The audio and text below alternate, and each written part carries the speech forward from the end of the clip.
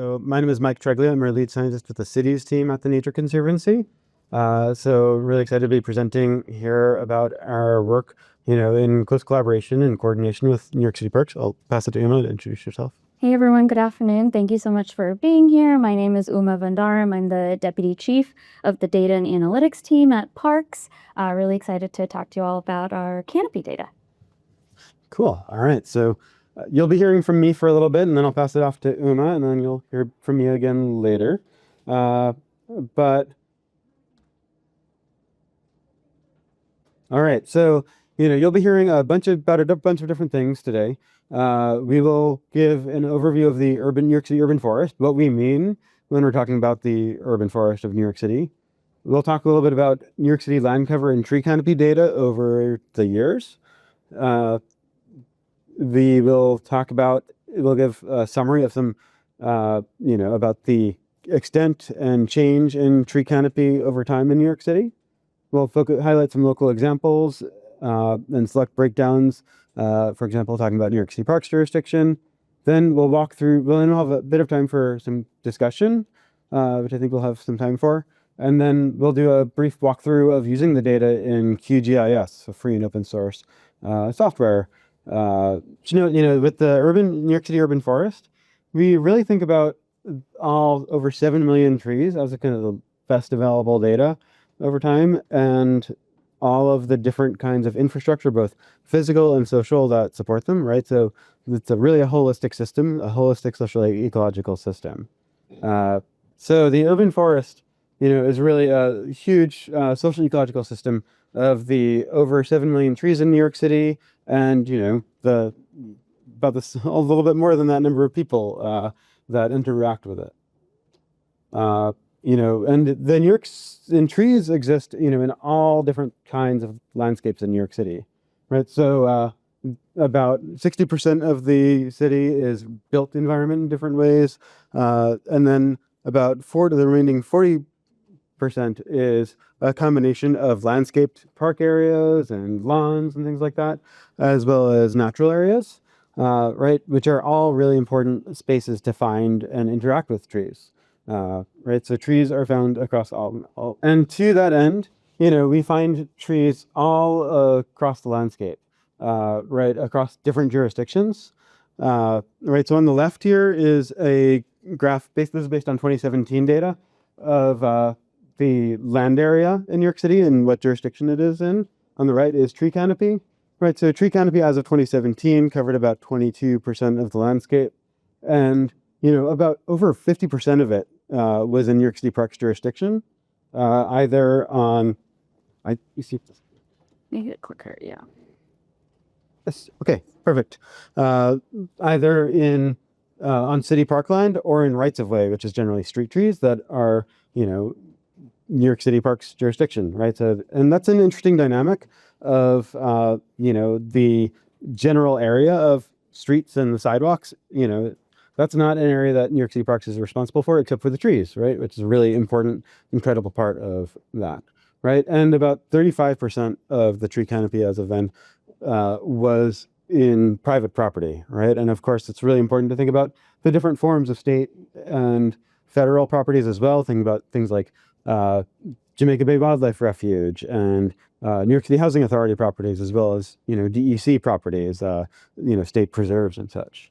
And why do we care about the urban forest? Right, trees provide so many different benefits. For example, they help people feel encouraged to get outside and exercise.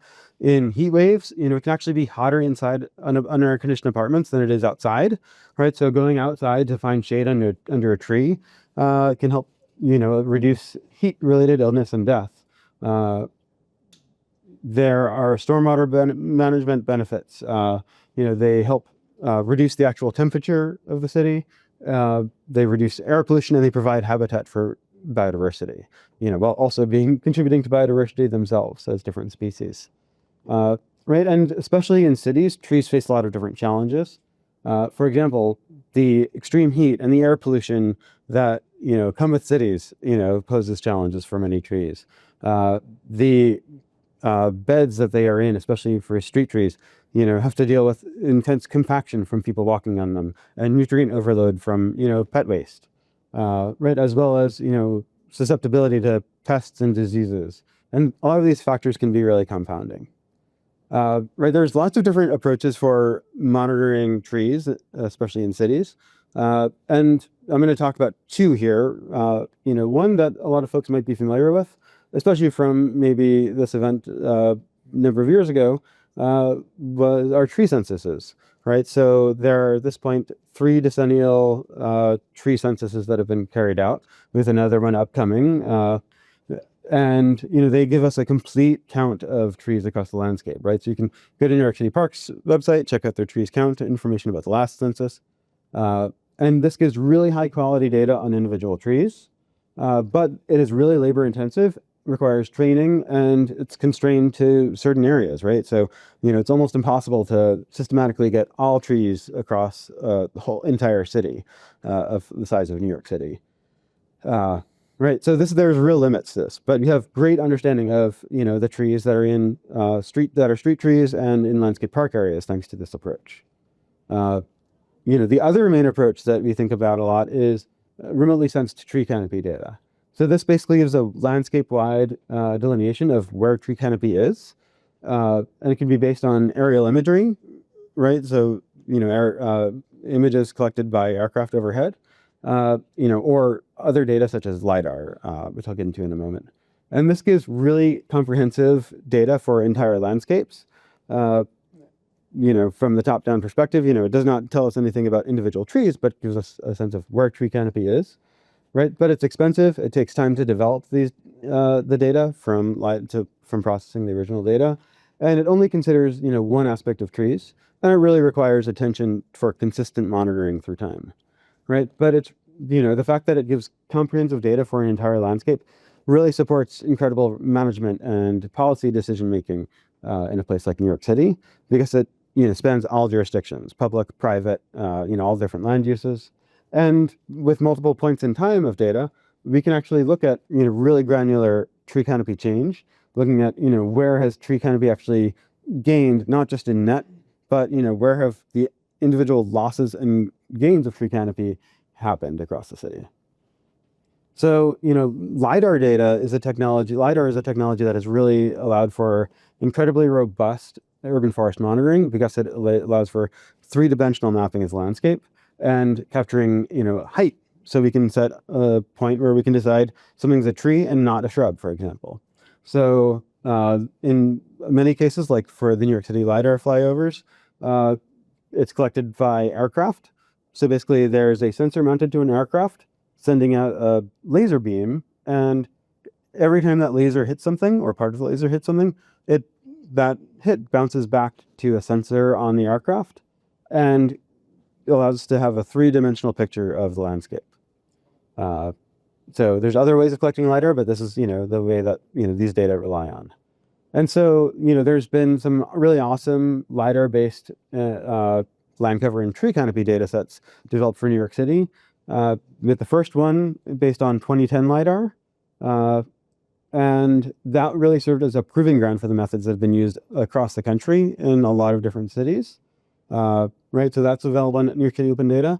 Then there was another LiDAR collection in 2017, which allowed for the first robust tree canopy change data set for 2010 to 2017.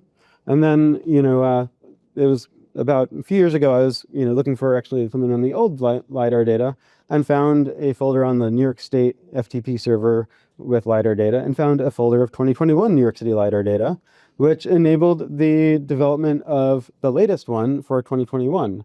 So, our team at the Nature Conservancy worked to QA and QC that with, the work contracted out to the University of Vermont Spatial Analysis Lab that's developed the past ones. And, we were able to really collaborate closely with New York City Parks on that QA, QC, making sure we were feeling really good about it and lots of different uses of it. So that is on an external data repository called Zenodo. We do need to, try to get that linked onto New York City Open Data at least. But yeah, you can find it there.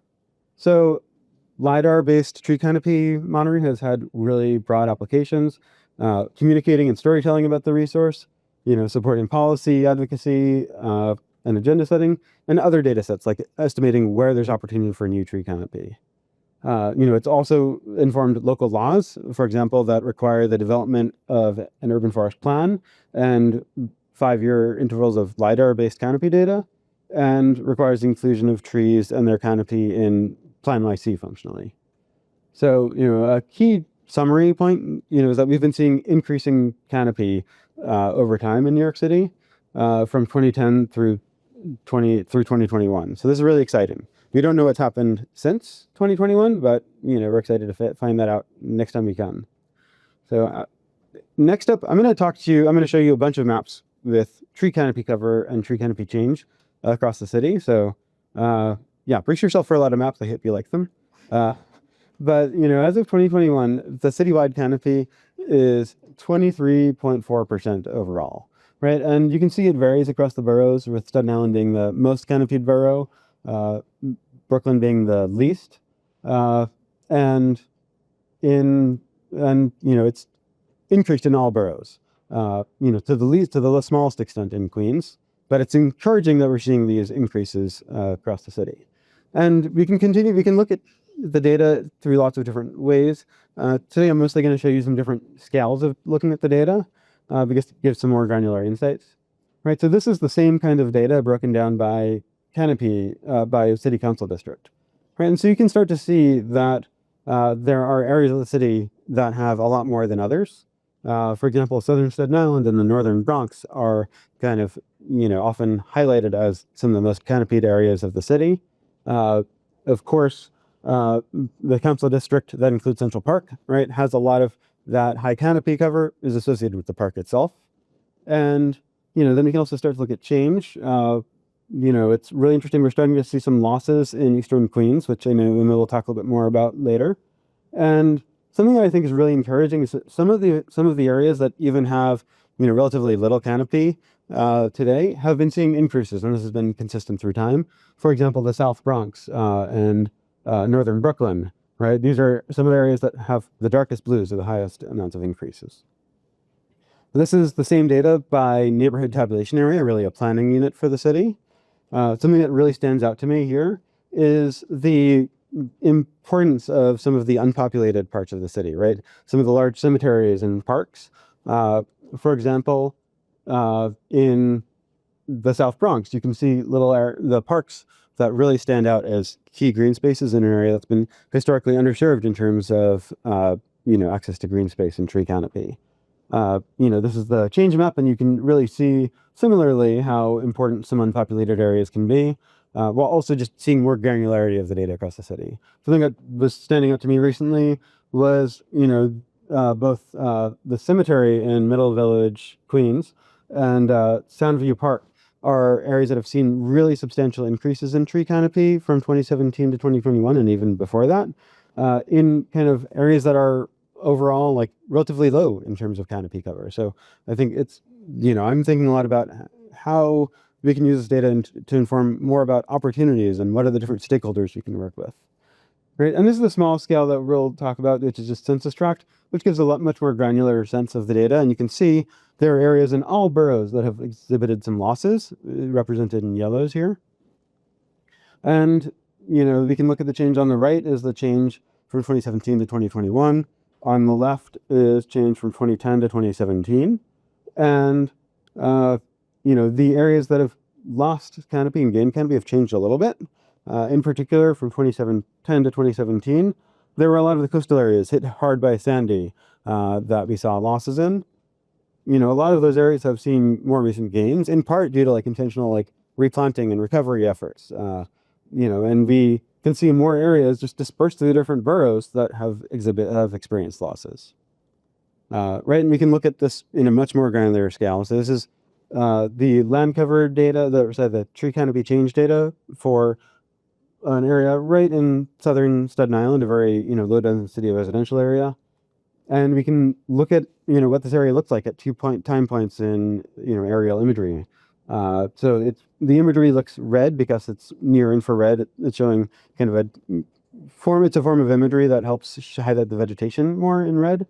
But you can see the leaf-off tree canopy up here, natural areas, right? These are all private property, and there was substantial loss due to development of that tree canopy, right? So we can think about what are the different kinds of construction that might impact the urban forest, impact tree canopy, and how can we support expanding and increasing tree canopy in spite of the different circumstances.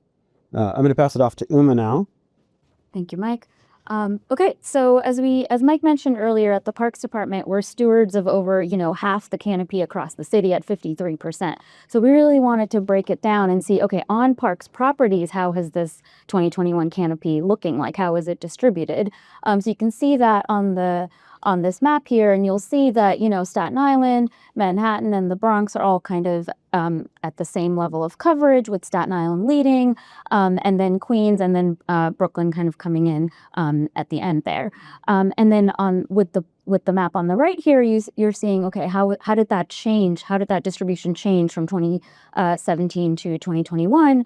And we're seeing, again, increases across all the boroughs, right? Every borough saw gains in canopy on Parks properties, on parkland. And the overall increase here is at 2.3%. And we're seeing that is outpacing the canopy change across citywide. So canopy on parkland is increasing at a faster clip than across other jurisdictions. We also did the same kind of breakdown on city rights-of-way, which is also under Parks jurisdiction. The street trees that are on the sidewalks are under, our care. And so here, the breakdown you can see of the 2021 canopy, again, Staten Island kind of leading there in first place. And then you can see how it looks like across the other boroughs. And then we also looked at that change metric. How did that distribution on rights-of-way look? And again, it increased everywhere, with sort of Brooklyn and the Bronx kind of leading the pack here. And you can see that while it grew in Queens on rights-of-way, it didn't grow nearly as much as it did on in the other boroughs. So we'll kind of dig into that a little bit and see where exactly is that coming from. But again, the overall increase here is at 2.1%, which again is a larger gain than we saw across the city as a whole, showing that canopy on lands under Parks jurisdiction is really kind of driving the canopy growth we're seeing across the city. So sort of zooming into that example in Eastern Queens, we see that, Eastern Queens lost canopy. You can see here, this is a breakdown by community board.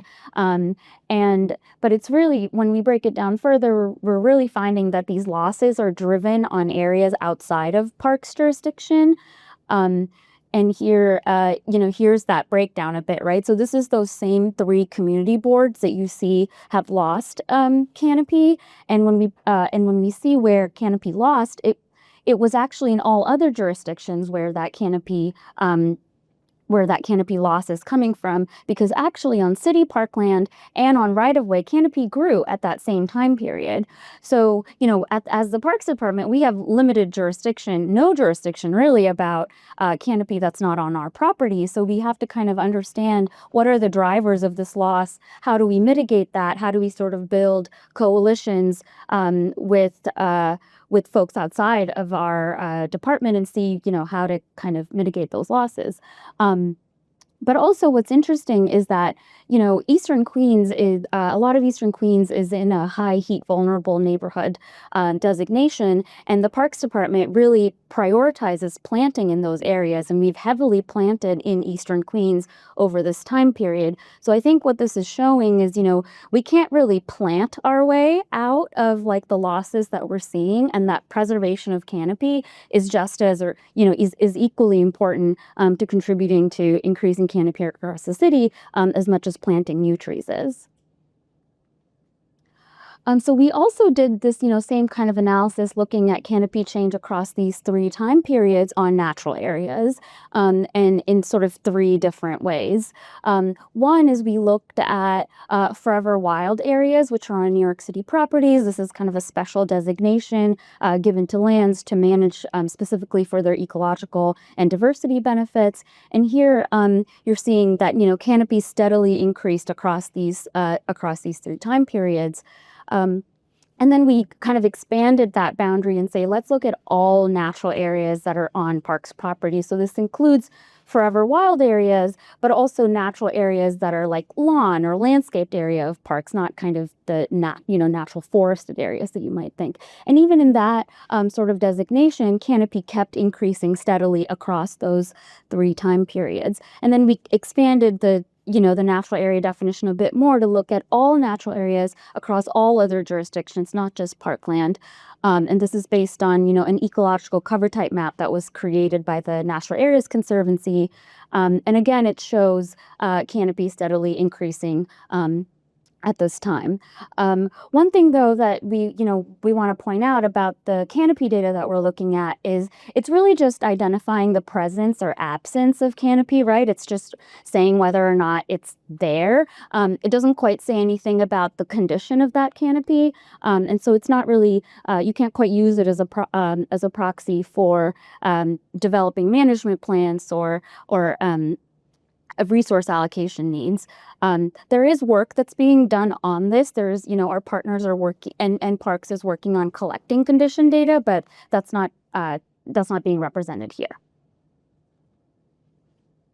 So we wanted to, dig down a little bit more into the canopy growth we're seeing, and kind of understand, okay, what are the drivers?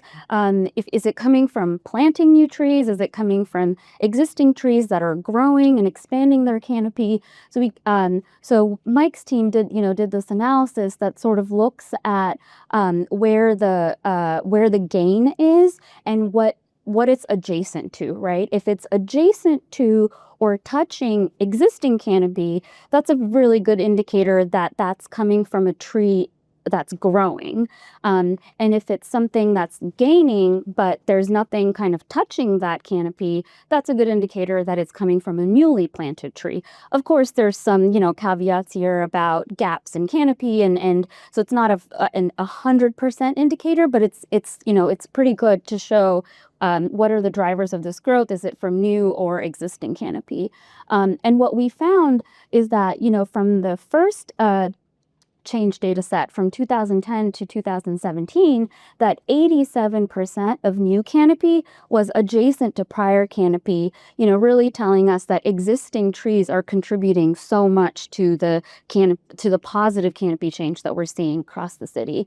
And then similarly in 2017 to 2021, that number increased. 90% of new canopy was adjacent to prior canopy. So really, again, underlying the critical role of existing canopy to really get to our goal of increasing canopy coverage across the city, and showing that there's so much significance behind protecting and preserving existing canopy, and really making sure we put that into policy and management and practice.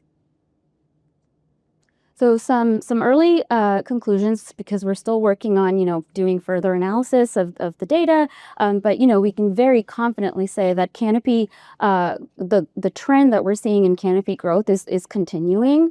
And again, canopy change under parks jurisdiction is really, outpacing the change we're seeing across all other jurisdictions.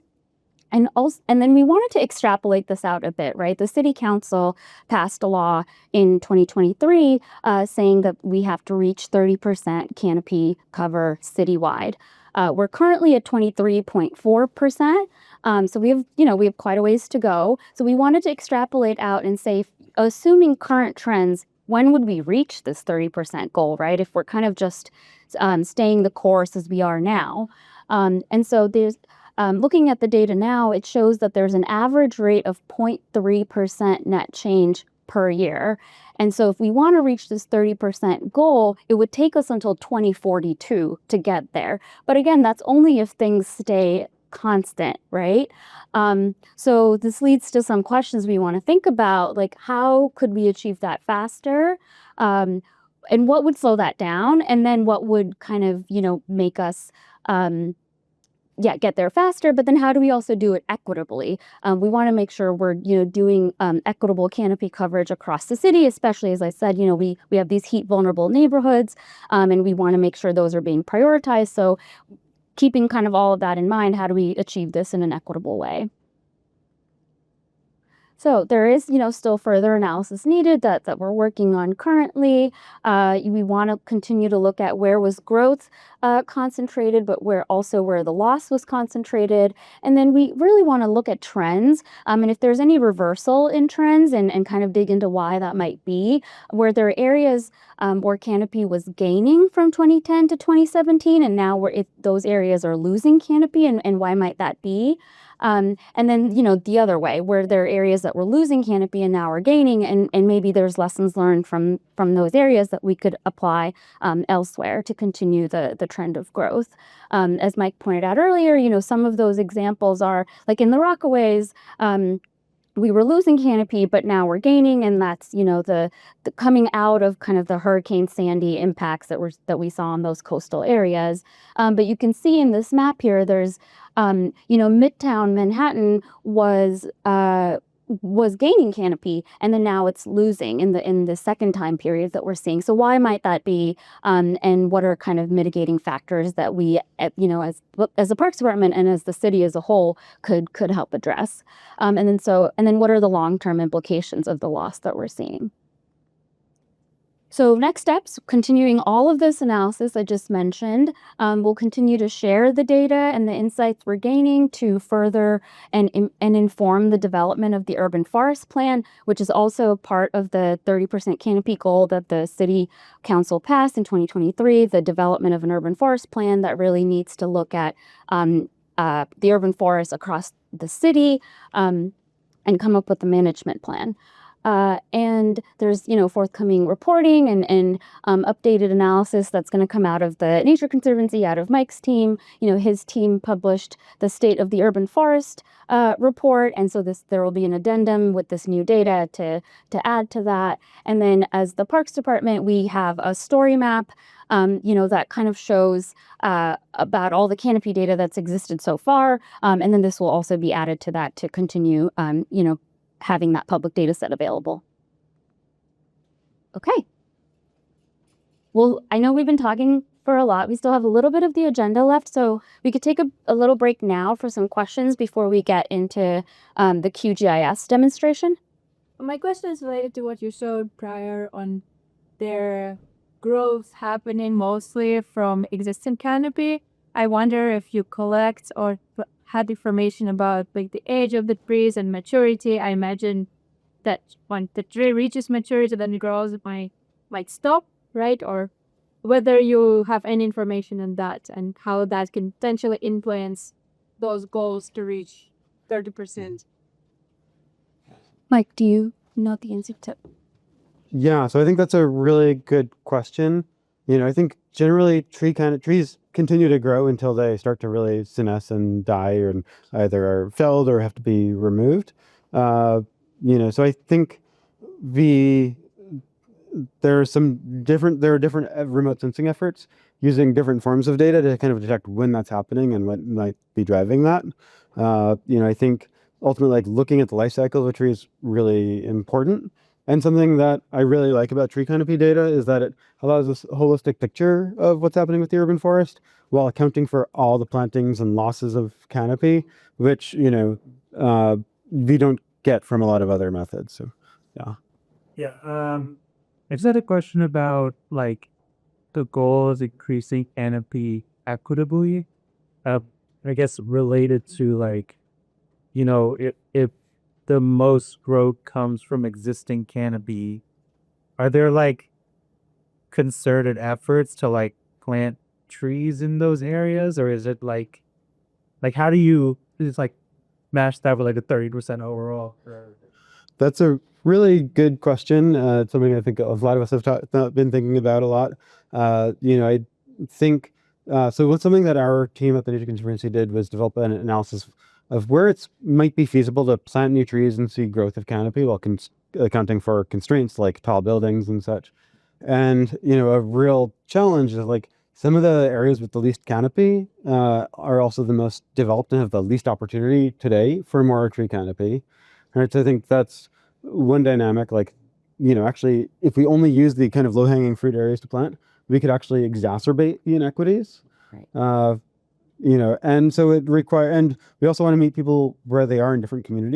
I think it's something that's really exciting about the urban forest plan development is it's, there's work underway, it's just kicking off now, but to try to get different perspectives from different communities so that, as it's not just a top-down decision of where trees might be planted necessarily, right? But how can there be just rethinking by different communities about where they want, different forms of trees and what it can look like. I'll tell you talk more about your work though. Yeah, that's a great call out to the practical Canopy data set about where, new tree planting opportunity exists. But right, a lot of the tree canopy exists where it is because it's been easier to plant there and steward there. And so if we kind of just use that as a future blueprint for where to plant, yeah, we might continue to exacerbate these sort of inequities we're seeing. So it's about being creative to create new opportunities elsewhere and understand how we can kind of incorporate that into our practice. But as the Parks Department, we're really focusing first and foremost on planting, everywhere we can in these high heat vulnerable neighborhoods, which tend to have low canopy to begin with. And so that's kind of, one of the ways we're sort of getting there. And then, as Mike mentioned, as part of the urban forest plan, we are really pulling in a coalition of not just like city stewards, but private stewards as well, right? I think the practical canopy data set showed us that the most opportunity for increasing canopy is actually on private land, where the city does not have any jurisdiction over. So it's really about bringing those people into the fold and starting those kind of conversations about how we can creatively collaborate to increase and expand those opportunities that we're not seeing feasibly now. Just with that as a leaking out point, I saw in the earlier has taught that there was an opportunity for up to 42% canopy coverage. Does that take into account, and this is a question on behalf of a friend, does that take into account like a vertical kind of measurement of addition of canopy cover? Is that just across space in terms of surface areas? So Mike's team did that analysis, so I'll pass this off to him to answer. Yeah, so that's a great question. So basically the way that the practical canopy analysis works is we, identified where on the ground there might be like easy places to plant or street tree plantings, right? Which, that might require like excavation of some sidewalk space for that. And then kind of assuming a tree is planted and then grows up to a certain distance based on, a 30-year tree. And that was confined so that we wouldn't add new canopy if it was already hitting another tree canopy, right? And that tree canopy that was growing would be confined based on tall buildings, for example, right? But we were able to account for things like tree canopy can go over roads, most roads. Tree canopy can go over shorter buildings, like 1-2 family residential properties, which is often what's actually driving that, disparity in where there's opportunity for more tree canopy. So yeah, we're able to parse that, vertical space aspect, right? And it's also just it's an estimate. And I think just to, touch back on one of the earlier points, we can really think about based on the existing land covering canopy data, things like zoning constraints, and roadway design, streetscape design, where are there opportunities to maybe create new spaces for trees? I think the pandemic open streets initiative really got people thinking about what an open space can look like a little bit differently. So I think just in the interest of time, we'll try to cover a brief demo of what it looks like to work with these data in free and open source GIS software. And then, so has anybody used QGIS before? Awesome. I guess I'm at an open data, event. So I shouldn't be that surprised, but I'm always surprised at that. So, so the, software for anyone who's not familiar with it is called QGIS. It's free and open source, available for all different for at least, desktop and laptop computer operating systems. Right, and has really incredible interoperability with other software and also lots of different data formats, thanks to some underlying libraries that it relies on.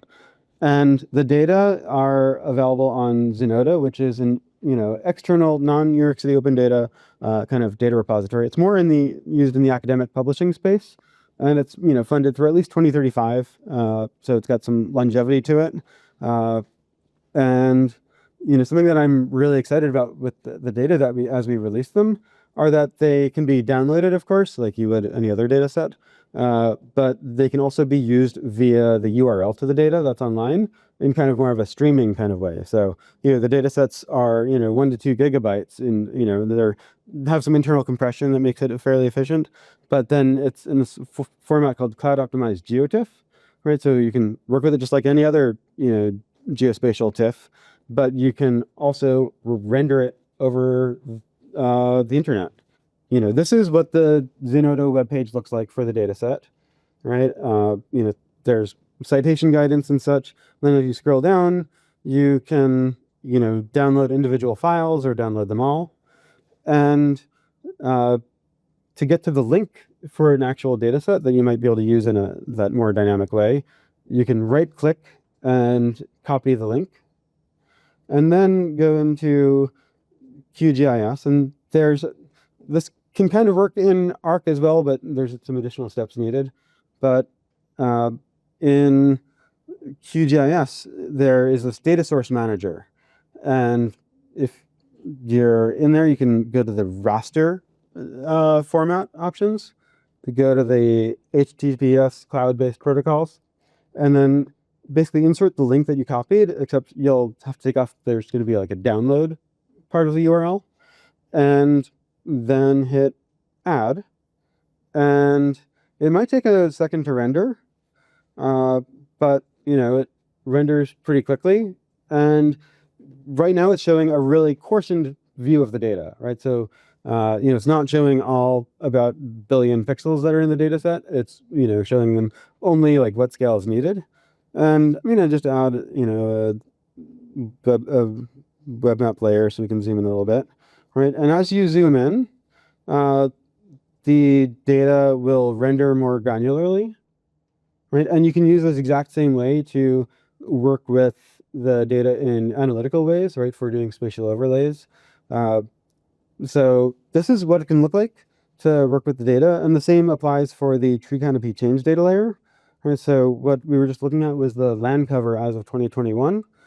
And so I'm going to grab the URL for the tree canopy change, go back to QGIS, and then I'm going to use that same approach to show you in real time what this looks like. So you can see that you might be able to see there's a, question mark download equals 1 part of the URL. I'm going to get rid of that, then hit add. And it might take a second, but yep, now it's there. So I'm going to turn off the land cover. Right, so this is now the tree canopy change data layer. And these are both pre-styled layers, so that, in the tree canopy change, the dark green is the canopy that didn't change at all from 2017 to 2021. Light green is the gains, and the purple is the losses. Right, so you can, easily zoom into different parts of the city and see what these really granular changes look like. And, generally this works pretty smoothly. And if it's not working, you can definitely download the actual data layers as well. So yeah, that's just a quick demo of what it looks like. There's also, in case you're really into this, into the data formats, there are some vector-based approaches as well that are kind of similar for doing something similar, like rendering it over over the internet. So yeah, great. I think so. We have time for more questions. One thing I'll note too is right now what's available is just these raw data sets, right, as well as estimated tree points, which have lots of caveats. But as we continue on our analyses and do breakdowns of the data by different geographic units and such, we'll be putting those up onto Zenodo as well, so folks can use them in a more digested way. I was curious, have you analyzed any patterns around just your IO rates of the trees as well, as it relates to not just planting trees, but how long they actually live for as it relates to the canopy Yeah, we have done some mortality studies as the Parks Department, specifically around the cohort of trees that was planted during the Million Trees campaign. But it was, sort of done a little bit sporadically, and so we haven't quite worked with the data set after to sort of draw out some insights. We're working on kind of designing something to continue that work. But we've started it, but sort of quite don't have sort of insights just yet. The other thing too is I know there's some really awesome work done as part of Million Trees, like to look at the survivorship of young street trees that were planted, right? So like stewardship, just any sign of stewardship was associated with, with greater longevity.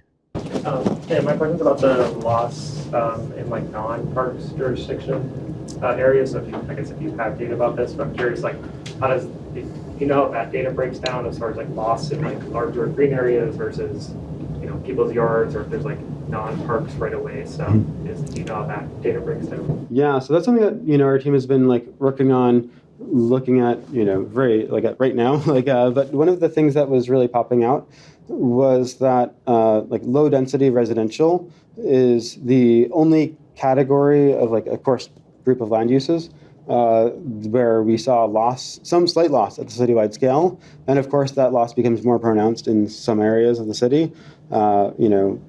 So I think that's an area that like I'm interested in paying attention to. I'm originally from Staten Island, so I think a lot about like all the development that I saw growing up, right? And that example I highlighted, where we have these lower density areas, and they're probably going to continue to be low density unless there are zoning changes too, right? So I know, Uma, your team has done some work to start looking at zoning implications for tree canopy, and it's really complicated, probably. Yeah, we're kind of, trying to understand zoning typologies, the changes that happen from rezonings that have occurred over the city, across history, and sort of what kind of implications that has for canopy change. We do have, City of Yes was passed, and so there's all these like competing use cases, right, for the limited amount of space that we have in the city. So how do we kind of balance those interests and but make sure that like the trees are kind of continuing to have a voice? You mentioned about expansion of tree canopy. So I just wanted to ask, like, is there any specific focus on public transit system like bus stops or like bike lanes for the tree canopy expansion? If there was a specific focus on Public transport like bus stops or like bike. Yeah. So I think there are.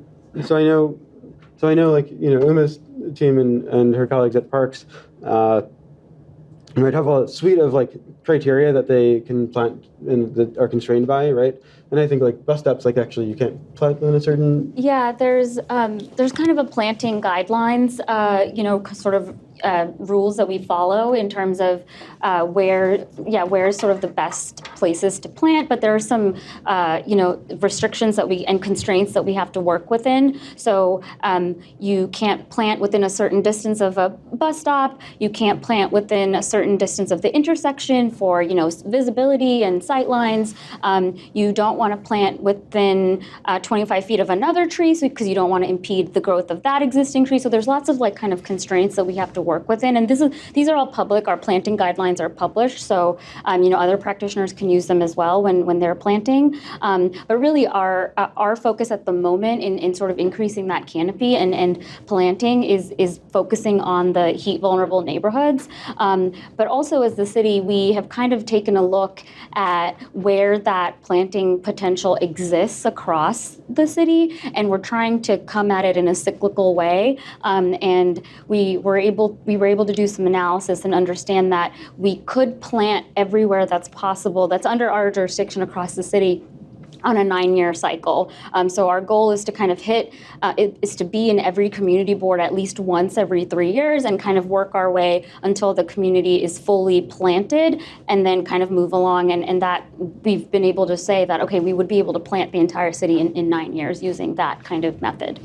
Yeah, and I guess the only thing is I know there's been real attention to the most heat vulnerable communities, and then something I think there's been a few different conversations around in different circles is about supporting people to like be shaded in different paths along their where they might need to go, right? So I think there are challenges of like there are constraints, right? Like we can't necessarily put trees in areas where they conflict with certain types of infrastructure, right? But there's also a desire and need sometimes for having trees in ways that like support people like waiting in the shade if there's not like a bus stop that's shaded there.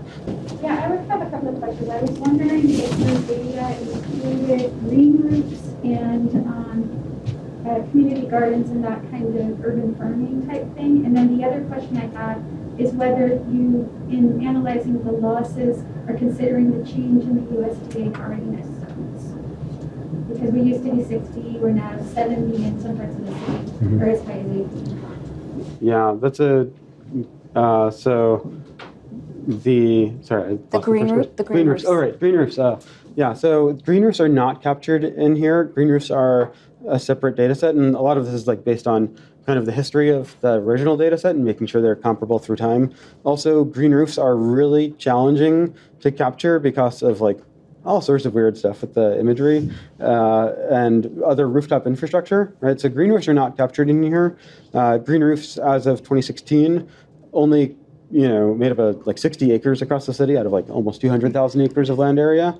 So we're working on getting an updated data set of that. And community, like anything that's ground level though, in terms of tree canopy, and tree canopy that goes, like extends over the sides of buildings, that's captured in this data. And now I forgot the second part of The USDA hardiness. Oh, right. Are we considering that in terms of losses? We haven't been explicitly like looking at that because like this analysis is like species agnostic, right? We don't care. I mean, we care, but we don't consider like what individual tree species there are, though there are, some really important efforts to develop planting, climate adapted species palettes for planting. Like the Natural Areas Conservancy, has done work for natural areas planting efforts in the context of climate change. And the USDA Forest Service has, guidance along those lines as well. You mentioned maybe design restrictions to plant trees on streets, right? I was wondering, is there any conversation with DOT on potentially looking how these guidelines and design can change, like even changing, maybe like looking at the sizes of tree beds, and they're not adequate in many places, I imagine. So is there any progress on that? Yeah, we definitely collaborate with DOT a lot. They have their street design manual, which is very similar to the planting design guidelines manual that Parks does. And the idea is how do we kind of work in tandem to make sure that sidewalk space that a lot of city agencies have jurisdiction over is kind of used for multiple use cases. So we're definitely working with them. We work with them, on a larger scale, but also on individual project scales. If they're building a pedestrian ramp or something like that, and there's design conflicts, we'll definitely work with them about either moving that tree or kind of changing the design in a way that doesn't impact the tree or require the removal of it. All right. I was wondering if with the aerial imagery or the LiDAR data, if you're able to look to see an area where there used to be canopy and there's not anymore, like what the biggest reason or what the biggest sort of like replacement services are. Is it paving? Is it like people paving over their yards so they can put more cars in their driveway, or is there any sort of ability to kind of see like what's following the loss of canopy in terms of the like surface of the ground itself? Yeah, so one of the outcomes of one of the deliverables was a land cover data set in addition to the tree canopy data set. And so because now we have like 3 versions of that going back to 2010, we could potentially look at, was there an increase in of impervious surfaces in the same area where we're seeing loss? So that could be one type of analysis we do in looking at the drivers. Is there anything else to add? Yeah, I mean, I think anecdotally we can talk to a lot of these things, but to analyze the data at scale is something that we're thinking through. I know there's we have partners at Cornell who are thinking about like how to understand like drivers of tree mortality and canopy loss. And I think something I'll note though is like there are definitely instances where trees are removed for major development and landscape change in like a more of a permanent way, right? Like that area that I highlighted in Staten Island, right? Some of those trees, some trees may be replanted in backyards and as street trees, of course, right? But there are other areas like, I know there has been major infrastructure work done for resiliency purposes on some NYCHA properties, right?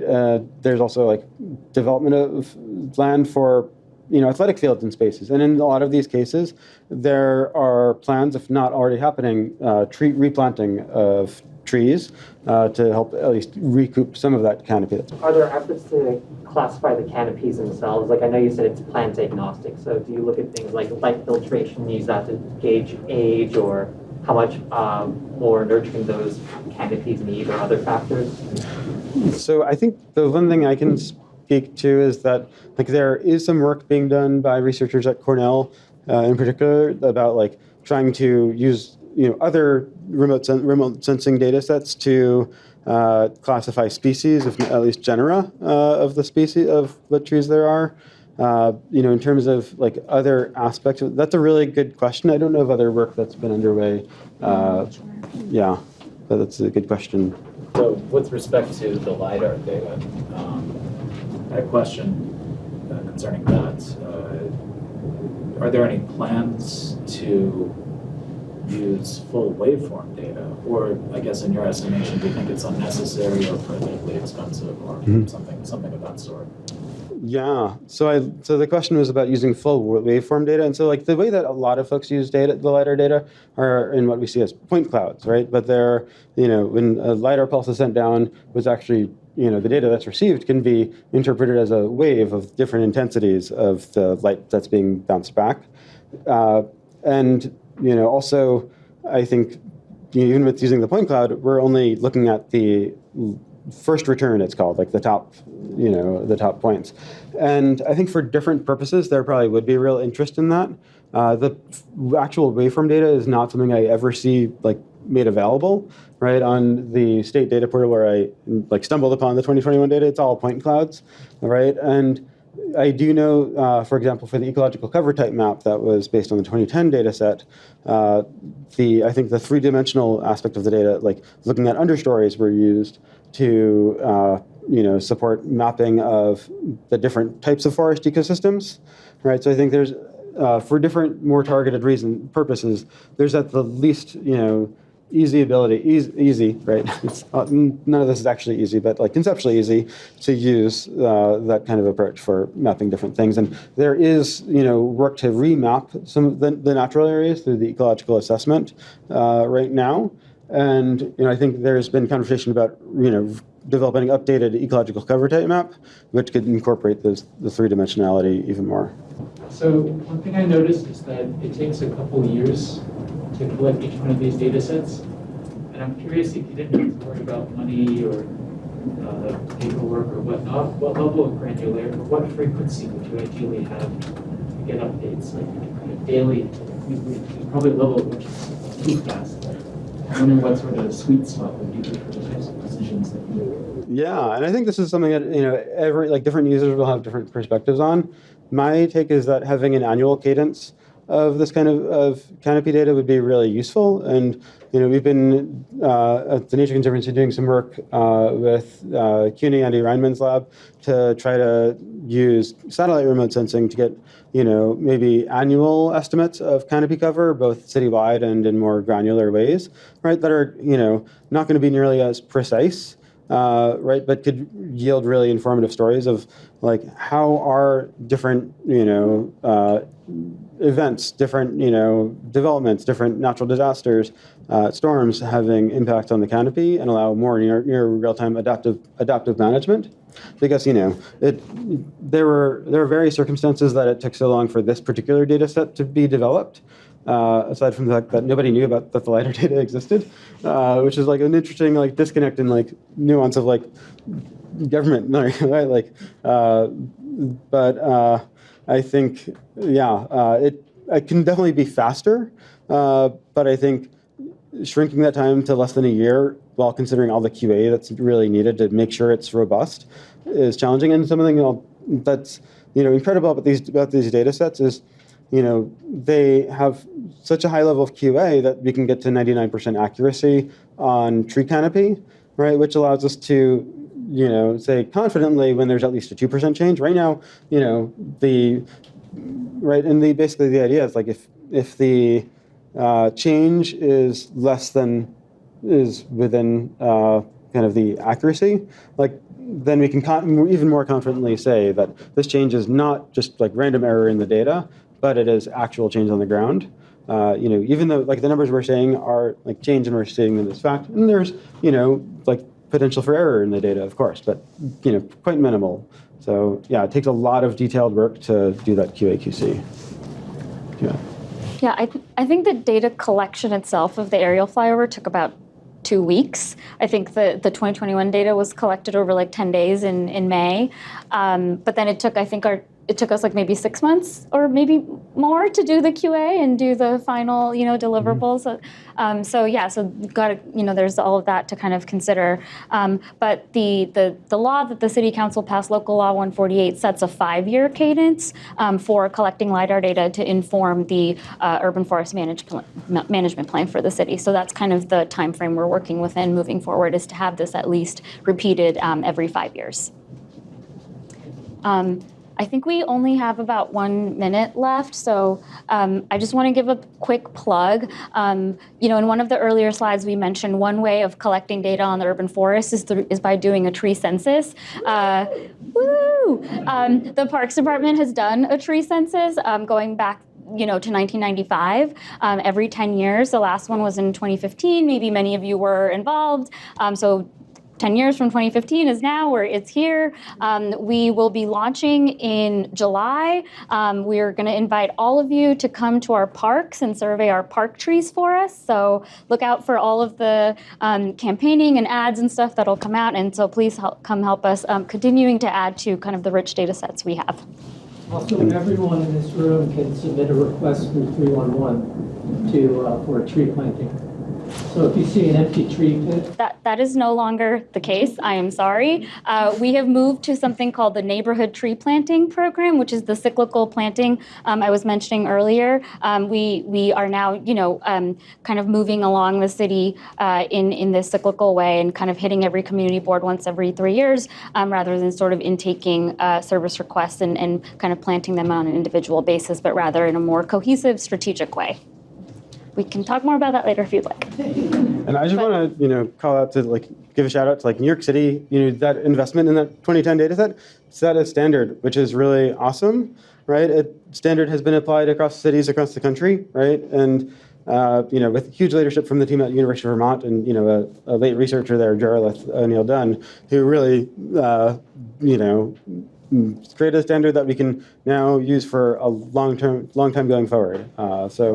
Yeah, New York City, leader in open data, leader in tree canopy monitoring, and urban forestry.